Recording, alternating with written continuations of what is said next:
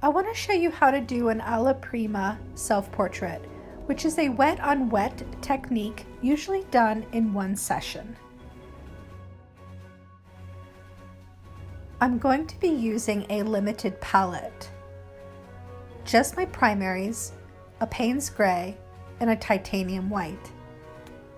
What I'm doing here is showing you how I'm mixing my primaries to produce my secondaries. When you mix red and yellow, you get orange. When you mix your blue and your yellow, you get green. And when you mix your red and your blue, you get a violet. With those various combinations and the inclusion of white, you can get various tones, tints, and shades that produce the flesh tones needed for your self-portrait.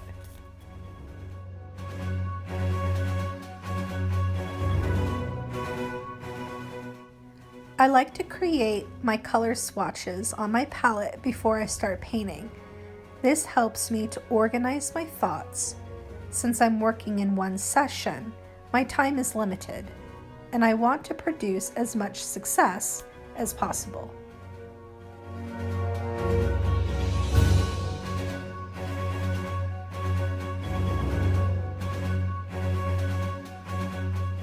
The first thing I'm going to do is line out my drawing. Then I'm going to block everything in with a muted midtone. Now, as I'm working in this process and using my limited palette, I'm making some errors and I'm trying to correct them the best I can. But what's happening in my process is I'm getting really tight, and because of that, I'm starting to freak out a little bit, which happens, and I'm making some errors in the likeness of the portrait.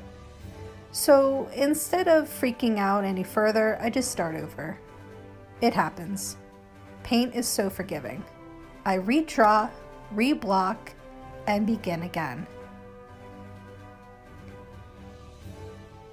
I'm much more relaxed now, and I'm just reminding myself to stay loose and not to focus on details. That's not what this portrait is about. It's about rendering a likeness, but also staying loose and painterly.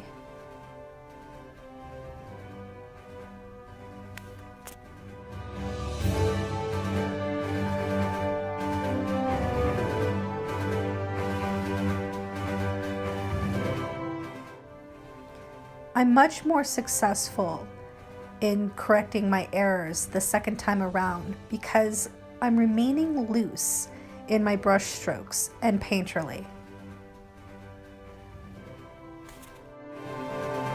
This painting took one session, from drawing and blocking in to painting, starting over, and finally finishing. Took about 3 hours.